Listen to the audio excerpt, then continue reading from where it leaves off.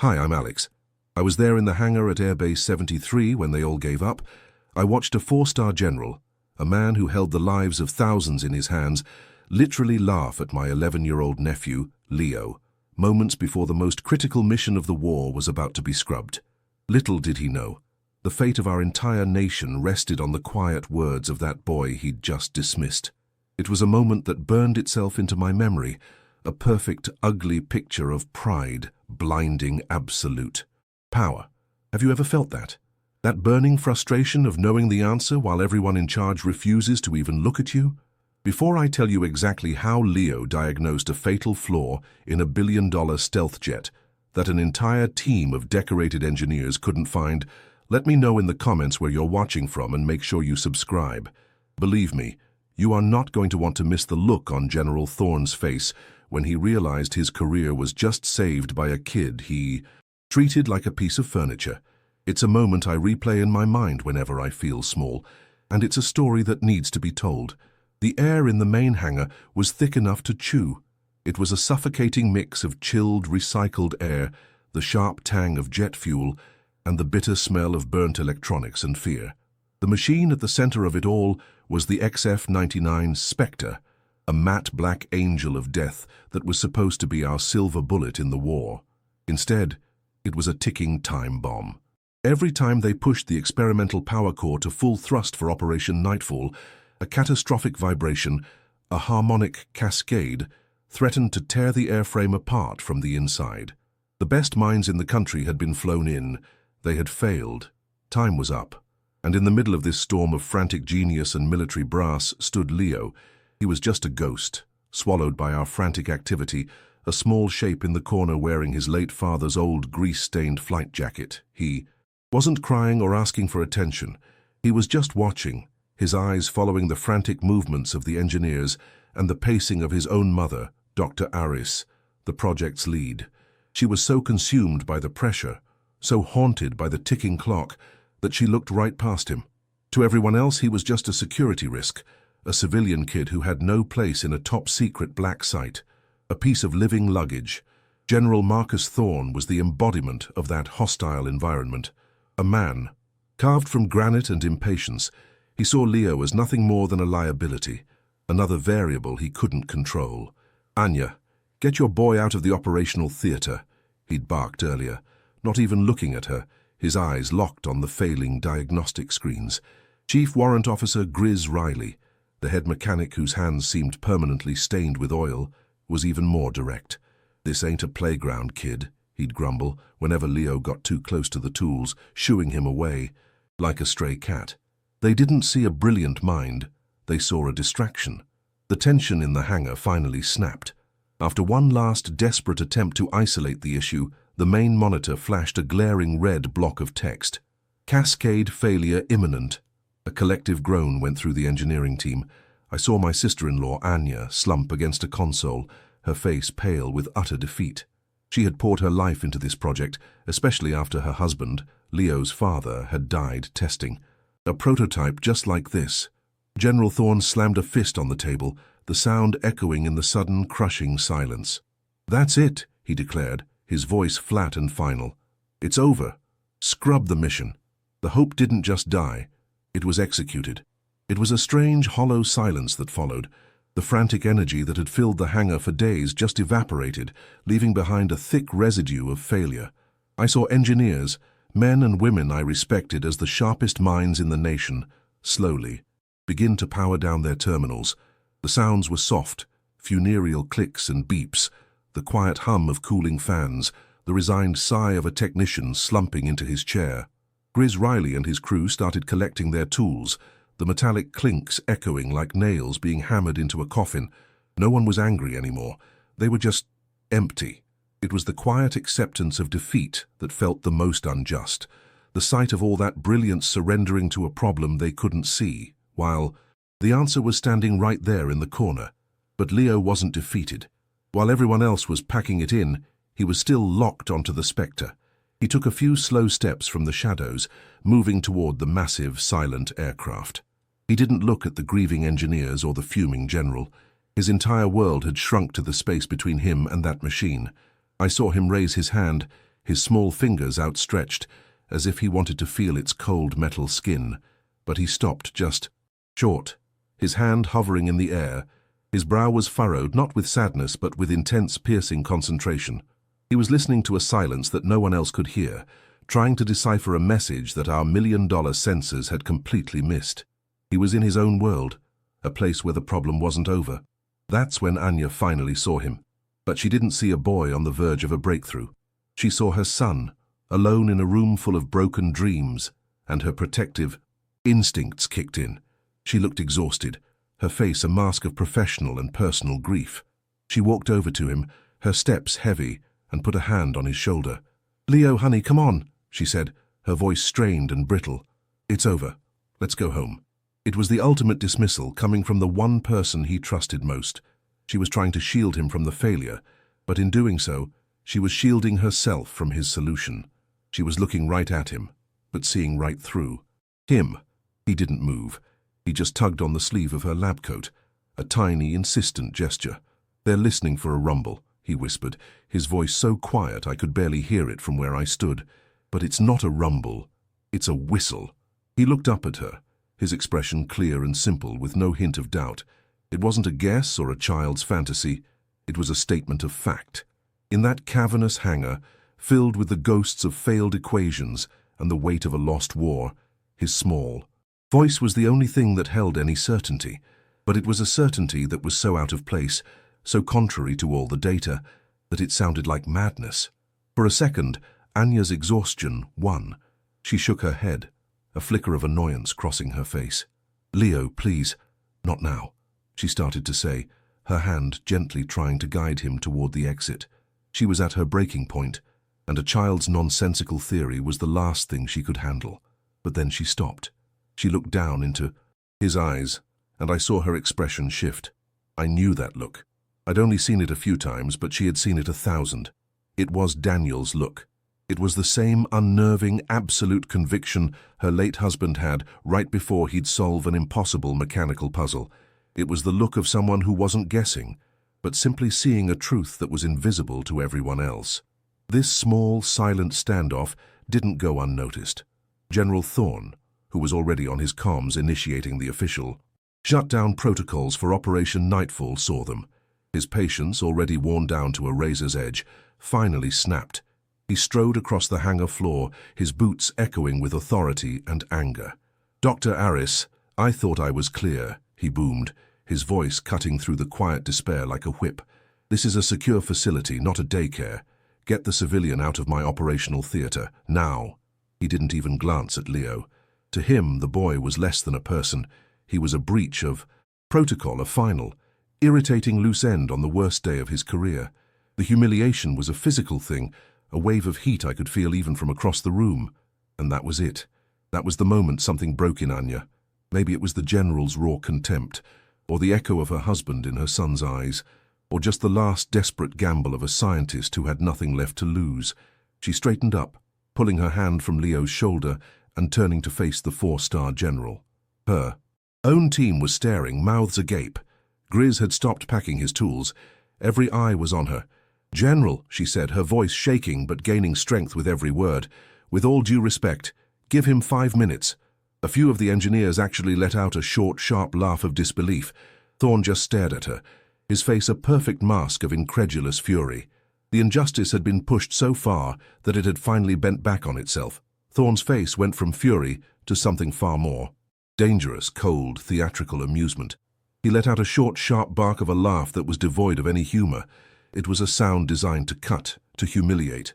5 minutes, he repeated, his voice dripping with condescension as he glanced around at the stunned engineers. "Fine, Doctor. You can have your 5 minutes of fantasy. Let the boy play with the billion-dollar prototype." He made a grand, dismissive gesture toward the Spectre. "Let's all watch. Maybe he'll fix it with a crayon and some string." The words hung in the air, heavy and poisonous. I saw Anya flinch, but her jaw was set. She had thrown the dice, and now we all had to watch them fall, no matter how badly it hurt. Leo seemed completely oblivious to the crushing weight of the moment. He didn't look at the general, nor did he seem to notice the engineers who were now openly snickering, shaking their heads in disbelief. He just gave his mom a small, reassuring nod, as if to say, I've got this. He walked toward the silent, monolithic jet, his small frame dwarfed by its sharp, angular lines. He moved with a quiet purpose that was unnerving, his worn-out sneakers making no sound on the polished concrete floor. He wasn't a child wandering into a restricted area. He was a specialist approaching his subject.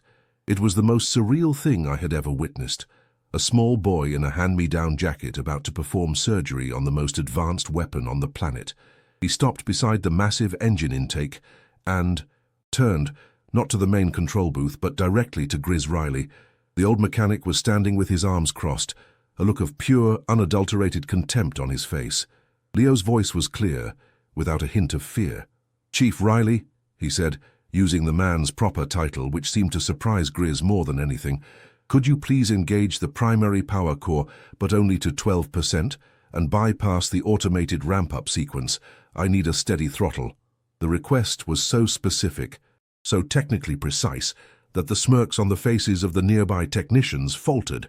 A kid shouldn't know terms like automated ramp-up sequence. It was like hearing a toddler correctly use the word ontological. Grizz stared at Leo, his mouth slightly agape. He looked over at Anya, then shot a questioning glare at General Thorne. The general's face was a thundercloud. He just gave a single, sharp nod. "You heard him, Chief. Give the boy his 12%, he spat out, the words laced with venom. "Let's not drag this out." Grizz turned back, his face flushed with the professional humiliation of taking a direct order from a child in front of his own crew. He barked the command into his comms, his voice tight with anger. "You heard the consultant. Power core to 12%, steady throttle, on my mark." The word consultant was soaked in sarcasm, but he gave the order exactly as requested. The low, resonant hum that filled the hangar was nothing like the violent roars of the previous tests. It was a soft, almost gentle thrum, a sound of immense power being carefully restrained. Every engineer's eyes were glued to the diagnostic monitors, searching for the telltale spikes of the harmonic cascade. But there was nothing. The screens remained placid, showing stable energy levels and zero structural stress. It was a non-event. I heard one of the senior engineers mutter to his colleague, "Of course there's no vibration. He's not pushing it hard enough. This is a complete waste of our time." The fragile hope that had flickered in the room began to die out again, replaced by a weary, frustrated certainty that this was just a child's game. But Leo wasn't looking at the monitors. He had his back to the entire gallery of experts. He walked slowly alongside the massive fuselage of the Spectre, his eyes half closed, as if he were listening to a faint melody. Then he did something that made the whole hangar fall utterly silent.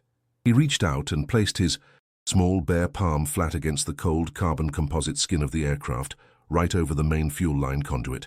He just stood there, motionless, his head tilted slightly. He wasn't a mechanic. He was a mystic, a diviner searching for water in a desert of technology. The only sounds were the quiet hum of the engine and the soft, almost imperceptible whisper of the hangar's ventilation system. The collective breath of 50 people was held in a state of suspended disbelief. He stood like that for what felt like an eternity, maybe a full minute. I could see General Thorne checking his watch, his jaw tight, his patience clearly gone. He opened his mouth to call an end to the farce, but just as he was about to speak, Leo moved. His hand slid a few inches to the left, then back. A small frown of concentration creased his forehead. He was tracing something none of us could see or feel. Then his fingers stopped on a small, unassuming maintenance panel, no bigger than his hand. "Here," he whispered, his voice barely a tremor in the vast silence. He tapped the panel twice with his index finger. "The whistle. It's coming from in here." Grizz Riley, who had been standing back with his arms crossed, took an involuntary step forward, his deep-seated skepticism now battling a flicker of raw, undeniable curiosity. Grizz's face was a war of emotions. The grizzled mechanic, a man who trusted steel and torque wrenches more than people, was staring at a kid who had just diagnosed a fault with his ears and his hands. He shot a helpless, questioning look at Anya, who simply held her ground, her gaze fixed on him. Then his eyes flicked to General Thorne. The general's face was unreadable, a mask of cold fury, and something else, a sliver of unwilling curiosity. He gave a single sharp nod, a gesture that was less an order and more a challenge. "Open it, Chief." Thorne's voice was low and dangerous. Let's see the ghost in the machine. The sarcasm was thick, but the command was real. The entire hangar held its breath, the silence broken only by the hum of the idling engine. With a grunt that was part frustration, part resignation, Grizz turned back to the jet. He didn't grab a simple screwdriver.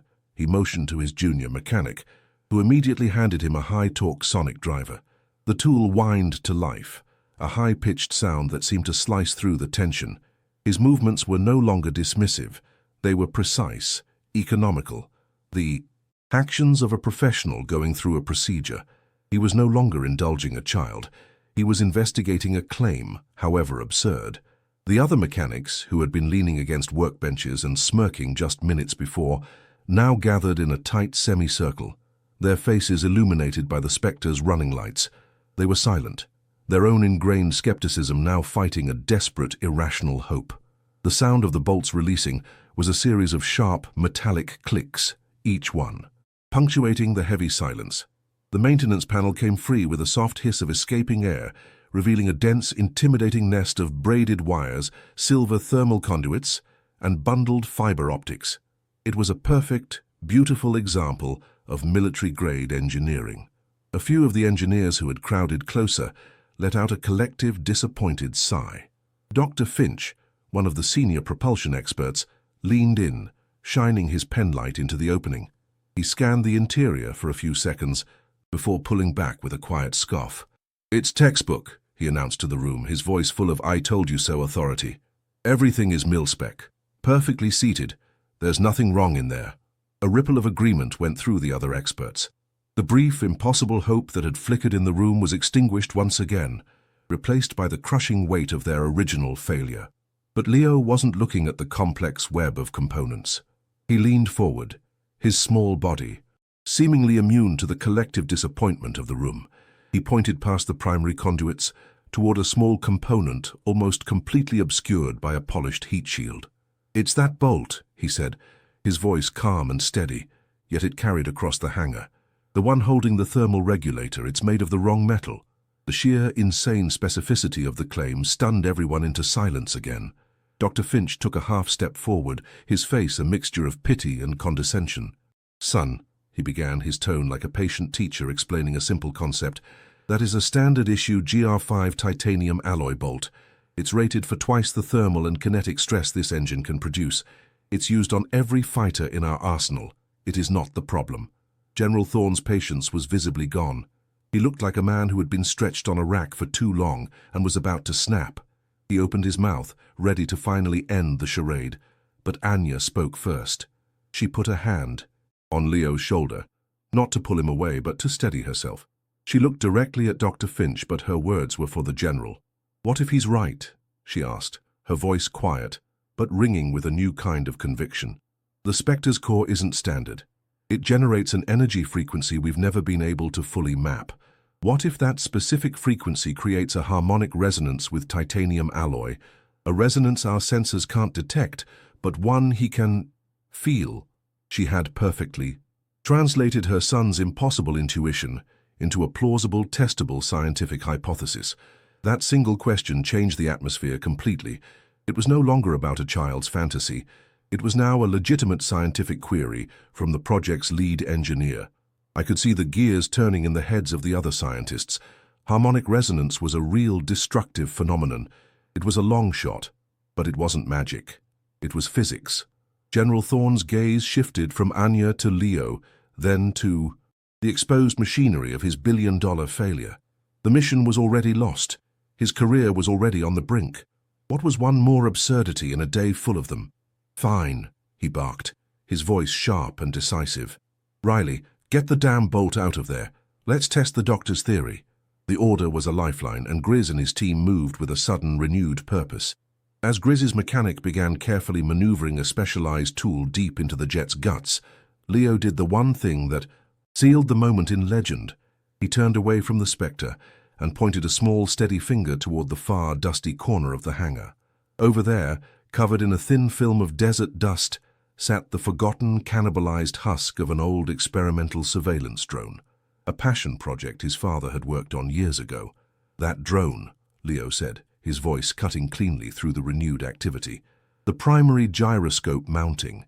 The bolts are made from a tungsten-rhenium composite. They're denser. They won't whistle. He didn't just identify the problem, he provided the exact obscure solution from memory. Grizz Riley stopped cold, looked at the boy, then at the old drone, and for the first time all night, the contempt on his face was replaced by pure, unadulterated awe. The whole hangar seemed to be holding its breath. The air, once thick with failure, was now electric, with a fragile, terrifying hope. Grizz Riley, who hours ago wouldn't have given Leo the time of day, was now orchestrating the most delicate operation of his career. He wasn't barking orders. His voice was low and focused as he guided his best mechanic, a young corporal named Davis, in dismantling the gyroscope housing on the old drone. Every clink of the wrench, every quiet curse under Davis's breath echoed in the cathedral-like silence. They weren't just swapping a part. They were acting on a child's intuition, betting the entire war on a ghost story about a whistling bolt. I saw General Thorne, watching them, his arms crossed so tightly it looked like he was trying to hold himself together. With the careful precision of a bomb disposal expert, Davis finally extracted the small, dark, tungsten-rhenium bolt from the drone's carcass. It felt ancient, a relic from a forgotten project. Meanwhile, another mechanic finished removing the titanium bolt from the Spectre. Grizz held them both in his calloused palm, the two tiny pieces of metal, looking almost identical. The one from the Spectre was shiny and perfect, a testament to flawless manufacturing. Dr. Finch leaned in, unable to help himself. "There is nothing wrong with that bolt, Chief," he muttered, shaking his head. Grizz didn't even look at him. He just stared at the two bolts, one representing a billion-dollar failure and the other a child's impossible claim. He handed the darker, heavier bolt to Davis. "Put this one in," he said, his voice flat. The installation was even more tense than the removal. Davis's hands, usually steady as a rock, trembled slightly as he maneuvered the tungsten bolt deep into the Spectre's guts. It felt like watching a surgeon perform a heart transplant through a keyhole. The entire engineering team, men and women with doctorates and decades of experience, were crowded around a monitor, showing a live feed from Davis's head-mounted camera. They were utterly captivated by the simple mechanical act of a bolt being threaded into place. Anya's hand gripped Leo's shoulder tighter, her knuckles white. She wasn't the lead engineer anymore. She was just a mother placing the weight of her world, her husband's legacy, and the fate of the war onto her son's small shoulders. Leo, for his part, just watched, calm and patient. Once the new bolt was torqued to spec and the maintenance panel was sealed, a heavy finality settled over the hangar. General Thorne strode forward until he was standing directly in front of my sister-in-law. He didn't look at Leo. His eyes, cold and piercing, were locked on Anya. "Dr. Aris," he said, his voice dangerously quiet. "One last time. Do you stand by this procedure?" The air crackled. He was giving her an out, a final chance to dismiss this as a moment of desperation and save what was left of her professional dignity. I saw her take a deep breath, her gaze dropping to her son for just a second. When she looked back up at the general, her eyes were clear and defiant. "We do, General," she said. That one word, "we," hung in the air, a declaration of faith that defied all logic. Thorne held her gaze for a moment longer, then turned on his heel. "Control, this is Thorne," he barked into his comms, his voice echoing through the hangar's speakers. "Take the core to 100%, full power sequence now." There was no hesitation in his voice, only the cold, hard finality of a man who had already accepted the worst. In the control booth, the lead technician's fingers flew across the console. The deep hum of the Spectres. Engine returned, but this time it didn't stay low. It began to climb, a rising, powerful crescendo of sound that vibrated through the concrete floor. Everyone braced for it, the violent, frame-shaking shudder that had signaled failure every single time before. The roar grew louder, more intense, filling every inch of the vast space with its raw, unrestrained energy. It was the sound of a beast awakening, and then nothing.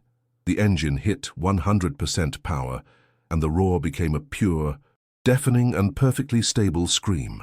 The catastrophic vibration, the harmonic cascade that had defeated the world's best minds, was simply gone. The air trembled with sheer, unadulterated power, not a flaw. On the main diagnostic wall, Every single monitor, every graph and data point flashed a solid, brilliant green. It was a beautiful, impossible sight. The violent red warnings were gone, replaced by a symphony of stability. The monster wasn't just tamed, it was perfected. A stunned, absolute silence fell over the human element of the hangar. The engineers, the mechanics, the general, everyone was frozen, listening to the pure, triumphant song of a machine that finally worked. As the engine was throttled back down, the roar receded, leaving behind a silence more profound than any I had ever experienced. It was a silence filled with the deafening sound of reality being fundamentally rewritten. I watched Dr. Finch, the expert who had been so certain, slowly collapse into a nearby chair, his face a pale mask of disbelief.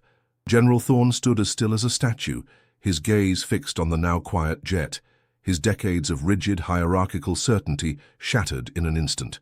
But the most powerful moment came from Grizz Riley.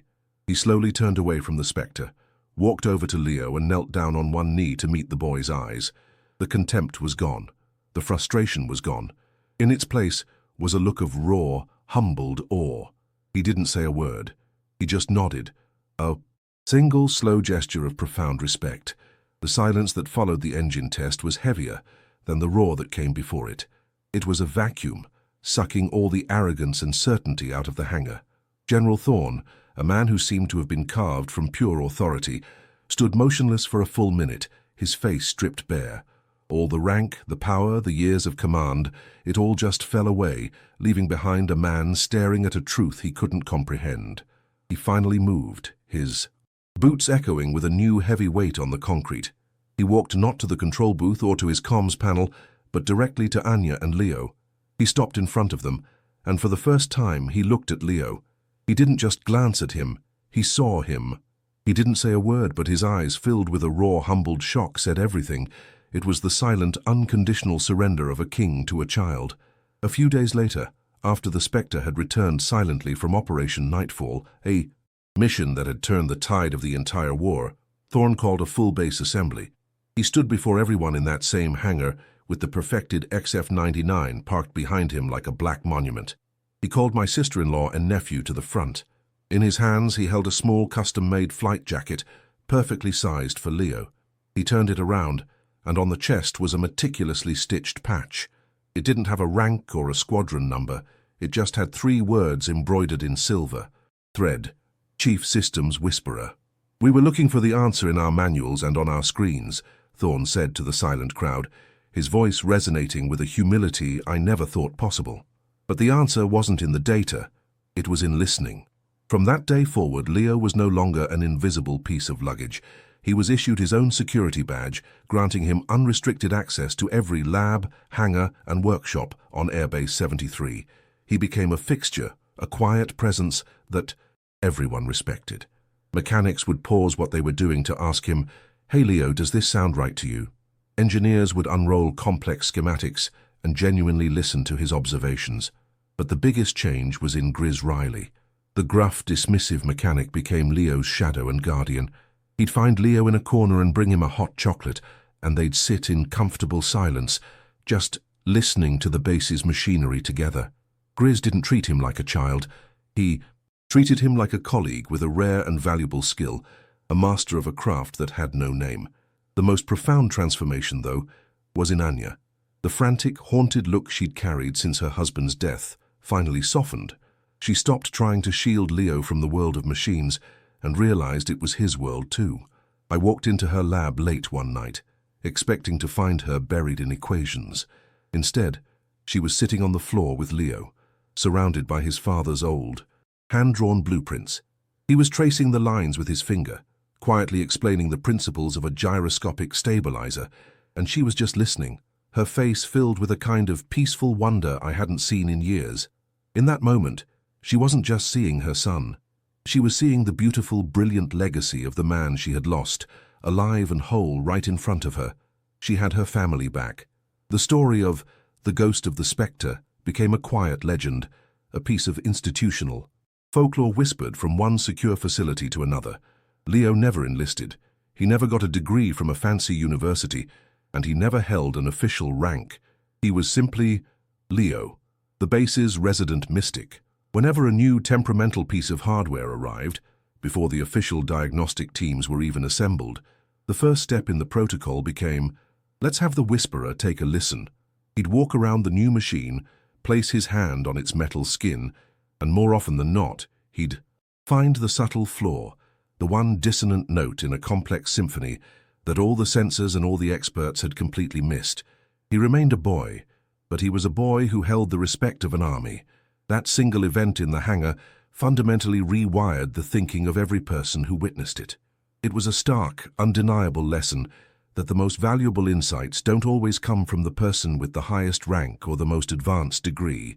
We learned that true genius doesn't always broadcast itself with confidence and authority. Sometimes it's a quiet, observant voice in the corner of the room that you've been ignoring. Sometimes it's a small hand on a cold piece of steel, feeling a truth that your million-dollar equipment can't detect. That day, in the heart of the world's most advanced military machine, they learned that true genius doesn't need to be loud, it just needs to be heard. If you know someone who needs to hear this message of self-trust, please share this video with them. Don't forget to subscribe for more stories about finding your own path, even when it's not what others expect. Thank you for listening. That single event in the hangar fundamentally rewired the thinking of every person who witnessed it. It was a stark, undeniable lesson that the most valuable insights don't always come from the person with the highest rank or the most advanced degree. We learned that true genius doesn't always broadcast itself with confidence and authority. Sometimes it's a quiet, observant voice in the corner of the room that you've been ignoring. Sometimes it's a small hand on a cold piece of steel, feeling a truth that your million-dollar equipment can't detect. That day, in the heart of the world's most advanced military machine, they learned that the most powerful tool they had wasn't a weapon or a sensor, but the humility to listen to a voice that had no rank. The change wasn't just on paper, it became part of the base's DNA. General Thorne, a man I thought was incapable of change, started holding open forums where even the lowest-ranking airman could voice a concern without fear of ridicule. He called it the Whisperer Protocol. Grizz Riley began training his new mechanics differently. He'd have them turn off the diagnostics and just listen, teaching them that a machine has a language if you're patient enough to learn it. The base became more effective, more innovative, because it stopped assuming that the smartest person in the room was the one with the most stripes on their sleeve. They learned that dismissing a quiet voice wasn't just arrogant, it was a tactical disadvantage they could no longer afford. And Leo, he never went to a prestigious engineering university. He never officially enlisted, he didn't need to. His value was understood beyond any piece of paper or uniform. He stayed on as a civilian consultant, a permanent fixture at the base, and later his advice was sought on the most complex projects across the country. He never sought the spotlight. He was just content in his world of schematics and sound, of finding the tiny, dissonant notes that others couldn't hear. He found his own path, one that didn't exist before him, and in doing so, he taught everyone a powerful lesson. Your worth isn't defined by the box society tries to put you in, but by the unique, irreplaceable value you bring to the world. I still visit the base from time to time. A few years ago, I saw Leo, now a young man, sitting on a supply crate outside a hangar with a retired, white-haired Grizz Riley. They weren't talking much. They were just sharing a thermos of coffee, watching the ground crew service a new generation of aircraft. Every now and then, Leo would tilt his head, a familiar look of concentration on his face, and Grizz would just nod, as if he understood exactly what the boy was hearing. In that quiet, comfortable silence between the old mechanic and the young savant, I saw the real legacy of that day. It wasn't just a mission saved or a war turned, it was a bond forged in humility and a profound, enduring respect. If you know someone who needs to hear this message of self-trust, please share this video with them. Don't forget to subscribe for more stories about finding your own path, even when it's not what others expect. Thank you for listening.